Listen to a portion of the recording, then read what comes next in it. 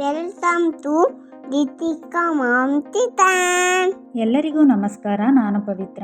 ಇವತ್ತಿನ ರೆಸಿಪಿ ಇಡ್ಲಿ ಸಾಂಬಾರ್ ಚಟ್ನಿ ಮಾಡೋದು ಹೇಗೆ ನೋಡೋಣ. ಅದಕ್ಕೂ ಮುಂಚೆ ಯಾರೆಲ್ಲ ನಮ್ಮ ಚಾನಲ್ನ ಸಬ್ಸ್ಕ್ರೈಬ್ ಆಗಿಲ್ಲ ಪ್ಲೀಸ್ ಇವಾಗಲೇ ಸಬ್ಸ್ಕ್ರೈಬ್ ಮಾಡ್ಕೊಳ್ಳಿ, ಬೆಲ್ ಬಟನ್ನ ಕ್ಲಿಕ್ ಮಾಡೋದನ್ನ ಮರಿಬೇಡಿ. ಇವಾಗ ಒಂದು ಕುಕ್ಕರ್ನ ಇಟ್ಕೊಂಡು ಒಂದು 5-6 ಮೆಣಸಿನ್ಕಾಯಿ ಹಾಕೋತಾ ಇದ್ದೀನಿ.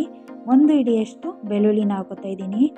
1-2 ಈರುಳ್ಳಿನ ಕಟ್ ಮಾಡಿ ಇಟ್ಕೊಂಡಿದ್ದೆ, ಅದನ್ನು ಕೂಡ ಹಾಕೊಂಡಿದ್ದೀನಿ. ನಿಮಗೆ ಖಾರಕ್ಕೆ ಎಷ್ಟು ಬೇಕೋ ಅಷ್ಟು ಮೆಣಸಿನ್ಕಾಯಿನ ಹಾಕೊಳ್ಳಿ. ಒಂದು ಅರ್ಧ ಕೆಜಿಯಷ್ಟು ಟೊಮೆಟೊನ ಮಧ್ಯ ಕಟ್ ಮಾಡಿ ಹಾಕೋತಾ ಇದ್ದೀನಿ. ಈರುಳ್ಳಿ ಟೊಮೆಟೊ ಮುಳುಗುವಷ್ಟು ನೀರು ಹಾಕ್ಕೊಂಡ್ರೆ ಸಾಕು. ಇವಾಗ ಲಿಡ್ನ ಕ್ಲೋಸ್ ಮಾಡಿ 1 ವಿಸಿಲ್ ಕೂಗಿಸ್ಕೊಂಡು ನಾನು ಅದನ್ನು ಪೇಸ್ಟ್ ಮಾಡ್ಕೊಂಬರ್ತೀನಿ. ಇವಾಗ ಸಾಂಬಾರಿಗೆ ಒಗ್ಗರಣೆ ಹಾಕ್ಕೊಳ್ಳೋಣ. ಒಂದು ಪಾತ್ರೆನ ಇಟ್ಕೊಂಡು ಅದಕ್ಕೆ 1-2 ಟೇಬಲ್ ಸ್ಪೂನಷ್ಟು ಎಣ್ಣೆ ಹಾಕೋತಾ ಇದ್ದೀನಿ.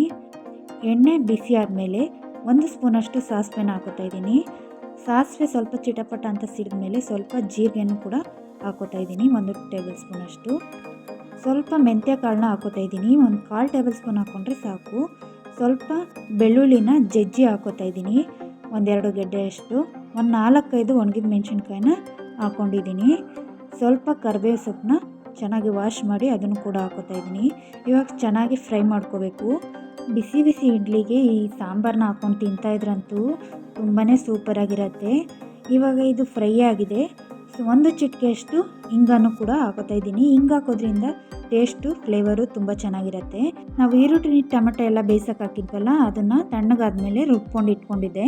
ಅದನ್ನು ಕೂಡ ಈಗ ಒಗ್ಗರಣೆಗೆ ಸೇರಿಸ್ಕೊಂಡು ಚೆನ್ನಾಗಿ ಮಿಕ್ಸ್ ಮಾಡ್ಕೋಬೇಕು. ನಾವು ಟೊಮೆಟೊ ಬೇಯಿಸಿ ಇಟ್ಕೊಂಡಿದ್ವಲ್ಲ, ಆ ನೀರನ್ನು ಕೂಡ ಹಾಕೋತಾ ಇದ್ದೀನಿ. ನಾವು ನೀರನ್ನು ಎಷ್ಟು ಬೇಕೋ ಅಷ್ಟು ನೋಡ್ಕೊಂಡು ಹಾಕೋಬೇಕು.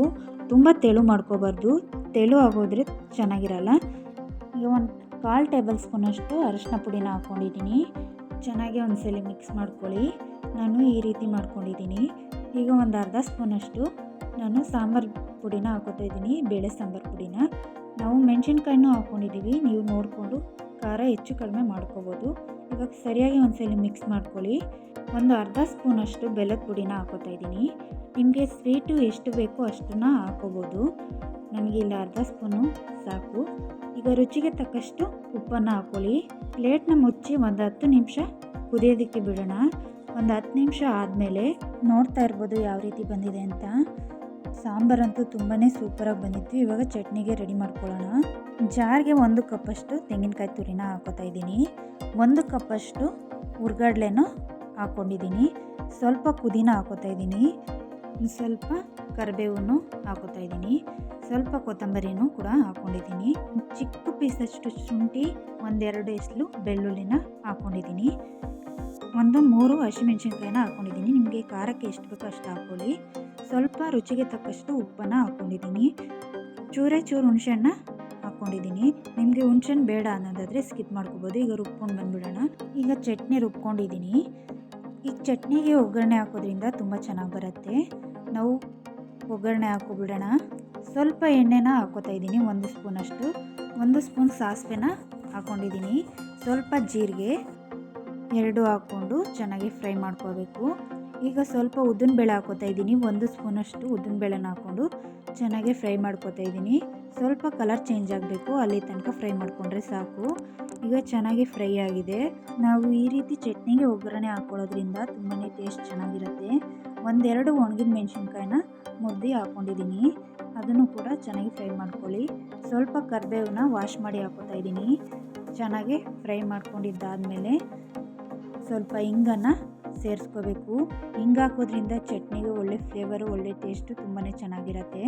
ಇವಾಗ ಸರಿಯಾಗಿ ಒಂದ್ಸಲ ಮಿಕ್ಸ್ ಮಾಡಿಕೊಂಡು ಒಗ್ಗರಣೆ ರೆಡಿಯಾಗಿದೆ. ಲಾಸ್ಟಲ್ಲಿ ಸ್ವಲ್ಪ ಕೊತ್ತಂಬರಿ ಸೊಪ್ಪನ್ನ ಹಾಕ್ಕೊಳ್ಳಿ. ಈಗ ಚಟ್ನಿ ಜೊತೇಲಿ ಹಾಕ್ಕೊಳ್ಳೋಣ. ಚಟ್ನಿಗೆ ಈ ರೀತಿ ಹಾಕ್ಕೊಳ್ಳೋದ್ರಿಂದ ತುಂಬಾ ಚೆನ್ನಾಗಿರುತ್ತೆ. ಚಟ್ನಿ ಸಾಂಬಾರು ರೆಡಿಯಾಗಿದೆ. ಇಡ್ಲಿ ಮಾಡ್ಕೊಳ್ಳೋಣ. ನಾನಿಲ್ಲಿ ದೋಸೆ ಹಿಟ್ಟನ್ನ ನೈಟೇ ಮಿಕ್ಸ್ ಮಾಡಿ ಇಟ್ಟಿದ್ದೆ. ನೋಡ್ತಾ ಇರ್ಬೋದು ಹೇಗೆ ಉದುಗ್ ಬಂದಿದೆ ಅಂತ. ಇಡ್ಲಿ ಹಿಟ್ಟಿನ ರೆಸಿಪಿ ಬೇಕು ಅಂದರೆ ನೀವು ಕಮೆಂಟ್ಸ್ನಲ್ಲಿ ತಿಳಿಸಿ, ಆದಷ್ಟು ಬೇಗ ಅಪ್ಲೋಡ್ ಮಾಡ್ತೀವಿ. ಈಗ ಚೆನ್ನಾಗಿ ಒಂದ್ಸಲ ಮಿಕ್ಸ್ ಮಾಡ್ಕೋಬೇಕು. ನಾನು ನೈಟೇ ಚೆನ್ನಾಗಿ ಮಿಕ್ಸ್ ಮಾಡಿ ಉಪ್ಪನ್ನು ಕೂಡ ಹಾಕ್ಕೊಂಡು ಮಿಕ್ಸ್ ಮಾಡಿ ಇಟ್ಟಿದ್ದೆ. ಚೆನ್ನಾಗಿ ಉಕ್ಕಿದೆ. ಇಡ್ಲಿ ಪ್ಲೇಟ್ಗೆ ಎಣ್ಣೆ ಸವರಿ ಇಟ್ಕೊಂಡಿದ್ದೆ. ಈಗ ಇಡ್ಲಿ ಪ್ಲೇಟ್ಗೆ ಹಾಕ್ಕೊಳ್ಳೋಣ. ನಾನು 10 ನಿಮಿಷ ಆದಮೇಲೆ ತೆಗಿತಾ ಇದ್ದೀನಿ. ವಾವ್, ಎಷ್ಟು ಚೆನ್ನಾಗಿ ಬಂದಿದೆ ಅಂದರೆ ಸೇಮ್ ಹೋಟೆಲ್ ಸ್ಟೈಲಲ್ಲಿ ಹತ್ತಿ ಥರ ಸಾಫ್ಟಾಗಿ ಬಂದಿದೆ ನೋಡಿ. ಒಂದನ್ನು ಮುರಿದು ತೋರಿಸ್ತಾ ಇದ್ದೀನಿ. ತುಂಬಾ ಚೆನ್ನಾಗಿರುತ್ತೆ. ಈ ರೀತಿ ಒಂದ್ಸಲಿ ಟ್ರೈ ಮಾಡಿ. ಈಗ ಇಡ್ಲಿ ಸಾಂಬಾರ್ ಚಟ್ನಿ ರೆಡಿಯಾಗಿದೆ. ನಾನು ಪ್ಲೇಟ್ಗೆ ಸರ್ವ್ ಮಾಡ್ಕೋತಾ ಇದ್ದೀನಿ. ನಾನು ತಟ್ಟೆ ಇಡ್ಲಿನೂ ಮಾಡ್ಕೊಂಡಿದ್ದೆ ಅಂತ ಹೇಳಿದ್ನಲ್ಲ, ಅದನ್ನು ಕೂಡ ಸರ್ವ್ ಮಾಡ್ಕೊಂಡಿದ್ದೀನಿ. ಇಡ್ಲಿ ಸಾಂಬಾರ್ ಚಟ್ನಿ ಅಂತೂ ತುಂಬಾ ಸೂಪರಾಗಿ ಬಂದಿತ್ತು.